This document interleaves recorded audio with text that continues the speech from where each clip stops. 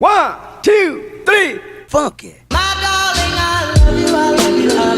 Hi, I'm Maddie. Welcome back to my channel, and today's video is going to be a what's on my iPhone video. This is one of the first videos I filmed when I started my channel back in 2018, so I thought an updated version was definitely in store since a lot of the things on my phone have changed since then. Before I get into the video, super exciting announcement. Today's video is a collab with my really good friend Laika on YouTube.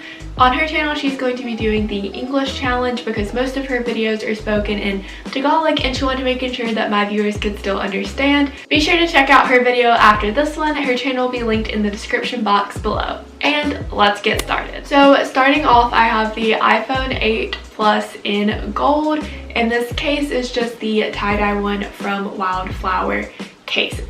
Starting off with my lock screen, it is a picture of downtown LA that I took from the top of the Griffith Observatory whenever I visited California this spring, and if you unlock my phone, it is the exact same picture for my wallpaper, just because I like to be reminded of my dreams every single day, which is LA. The first slide on my phone is just a straight up picture of the wallpaper. I think it's really cool to have one slide with like no apps or folders or anything on it, so you can really see the wallpaper. I actually did this on my old phone and it transferred to this one. I'm not sure if you can still do this on phones, but it's really cool if you can, and you can just see the entire wallpaper. Then in my dock, I have the 4 apps that Apple naturally puts there, which is Phone, Safari, Mail, and Music. I do use Phone, Safari, and Music a lot, but I could switch the Mail out if I wanted to, but I think it's just a classic look, so I've left it. Swiping over to the second page, these are most of the pre-installed apps that Apple gives you. I use most of these. Like, I use Messages, Photos, Camera, Weather, Notes, iTunes, App Store settings, FaceTime, Contacts. I use all of those. I do not really use the calendar, clock, or Apple TV. Then down here I have a folder that's literally just called Folder. I should probably name it something a little more interesting, but in here I have the ones that like I really don't use that much. Calculator and reminders I do use sometimes, but not that much. Maps, literally if my mom needs directions. Only installed app that I put on this page is Google Photos, because I am a photo freak. I take photos of everything, and Google Photos condenses them down so it doesn't take up much space, and you can easily transfer photos from one device to another. I got this with my first cell phone, so I don't have like every picture ever that I've ever taken on a device, sadly, but the majority of them are in there. And then again, these are just a bunch of the pre-installed apps, and I literally don't use them. Now the second page, and aka like literally the last page, this is where all the fun stuff is, all of like my customization. So the first folder up here is social media. So I have Instagram, Snapchat, Pinterest, WhatsApp, Remind, Bitmoji, and Twitter. So most of these are self-explanatory. WhatsApp I feel like isn't super popular, but I have a friend that travels internationally a lot, and that's how we communicate, so that's what I have that for. And then Remind is simply for school. I think a lot of schools use Remind. The rest of them I think are pretty self-explanatory. Next we have the productivity folder. So in here I have Gmail because I use strictly Gmail email accounts, and I like the way the Gmail app lays it out better than the Apple Mail, so I have that. YouTube Studio to check out all of my analytics and respond to comments on the go. I really like this a lot. I prefer the desktop version of YouTube Studio, but I like being able to manage my YouTube account mobilely. Then I have my banking app because the less social interaction I can have, the better. This was before Corona, like minimal social interaction, yes please. Then CoStar, this one is literally so cool. You put in like all your information about when you were born, and you can learn so much about your like star sign and stuff like that. So I would really recommend it. I've been learning a lot about myself, and I think that it's pretty spot on from what I can tell. Next I have Sling, which is for work. Quizlet, obviously need to study for school. My data manager is pretty cool because honestly, who goes into their settings and resets their data every single month? So this just naturally keeps track of it for me, so I don't go over. Normally it's not a problem, but there was one time where I almost went over, so I'm glad that I have that. Then Google Docs and Google Slides, also for school. AT&T, like this app, I don't really use it that much, but I'm a huge fan of the America's Got Talent show. They just have like the buzzer, so you can like play along, like do you like it, do you not like it. You can do the golden buzzer, you can like change your buzzer sounds, so pretty interesting, more interactive when they get into later rounds.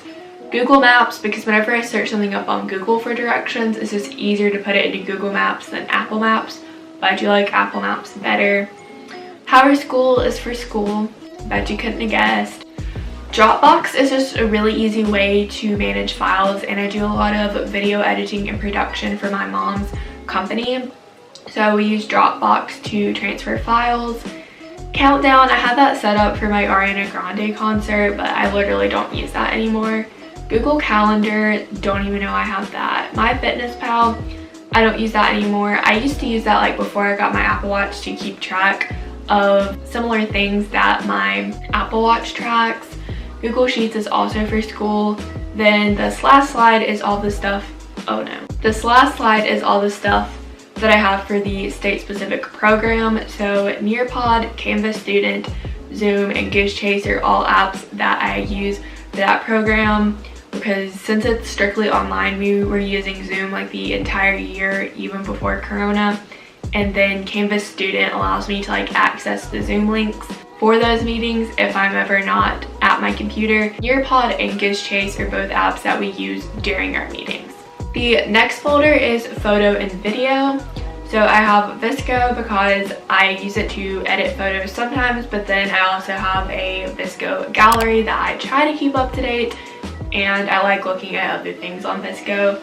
Lightroom is the main app that I use to edit photos. I have an entire video about how to edit my photos with a free Lightroom preset, so check that out if you're interested. Boomerang, I used to use that all the time when it first came out, but since they have it built into Instagram now and Boomerang's kind of dead, I don't use it that much. Venom is pretty cool for like outlining your Instagram feed, so if it'll load, I will show you. Basically, before I post something on Instagram, I can see how it's going to look compared with my feed. So like right here is my feed now, and you can see because it has a little Instagram thing, and then if you scroll up, these are photos that I had put in to see how they would look with my feed.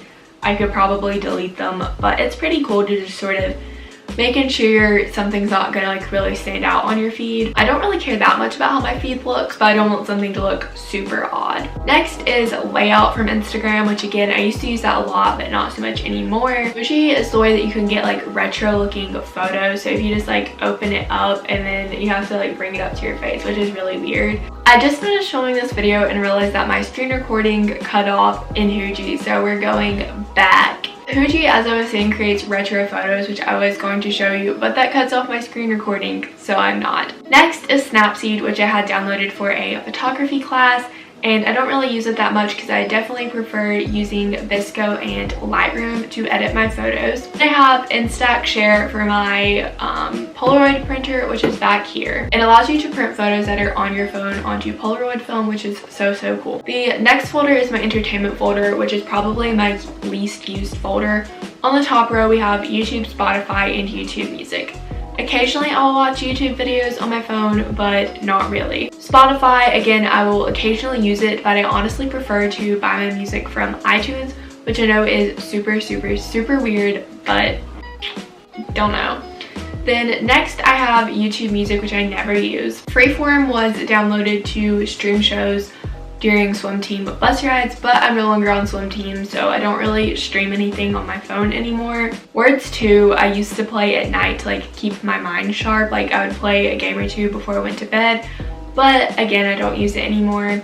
MVC was also for streaming during swim team bus rides, but not anymore. Trivia Crack and BitLife are the only 2 games that I have on my phone, and I don't really play either one of them that much. I might hop on one every now and then if I'm just like really bored, or if a friend wants to play me in Trivia Crack or something. The final app in entertainment is my American Airlines app, because normally when we fly American Airlines, and it allows you to get free entertainment. Normally I will travel with my iPad so I have a bigger screen to watch it on, but sometimes I forget, or if it's a short flight, then I'll just watch it on my phone. Next is the sports folder. I'm a huge sports fan, so I have the 2 apps to keep up with my 2 teams, the Tar Heels and the Dallas Cowboys. But then to supplement that, I have NFL and ESPN, so I get more general sports notifications and can keep up with more than just the narrow focus on the Cowboys and the Tar Heels, because I like to be a well-rounded sports fan. Then I have ESPN Fantasy because I really like playing fantasy football, and unfortunately NFL.com got rid of the fantasy football that I had been playing for years, so I had to find an alternative, and it was ESPN Fantasy Football. Next is the shopping folder with a lot of the rewards programs that I'm signed up for. As far as clothing, I have Urban Outfitters, American Eagle / Aerie, and PacSun because those are the 3 stores that I primarily shop at. For food, I have Starbucks and Chick-fil-A just because with Starbucks you can get free coffee, and hello, I love free coffee. Then Chick-fil-A, I had to get that app because of an extremely long story. I needed to pay for food and did not have my wallet. eBay, honestly, could not tell you why I have eBay on my phone because I don't really buy that much stuff from eBay. The final folder is my Apple Watch folder, and it has the Watch app and Activity app. I'm not going to talk too much about these because I have an entire video where I review the Apple Watch and another video where I talk about how I use my Apple Watch for fitness and workout motivation, but the Activity app is one that I really use. So this is today. As you can see, I have not done much today, but yesterday we closed all 3 rings, baby. If you want to be closing your rings, check out my workout motivation video. I can't believe I forgot to mention this at the beginning of the video, but I do have my phone in dark mode, which I think you could kind of see since my folders were black and stuff like that. But yeah, I have my phone in dark mode, so I consider it to be a pretty aesthetic setup myself. But that is all that I have on my iPhone 8 Plus in 2020. If you like this video, be sure to give it a thumbs up. Comment down below some videos you'd like to be seeing this summer and what kind of phone you have. And be sure that you're subscribed and have the bell turned on so you don't miss any more uploads. And be sure to check out the description box for the link to like his channel. And I will see you in my next video. Bye! I said it before and I'll say it again. Life moves pretty fast. It's not about personality matrixels and charts. It's all about the bumps in your heart.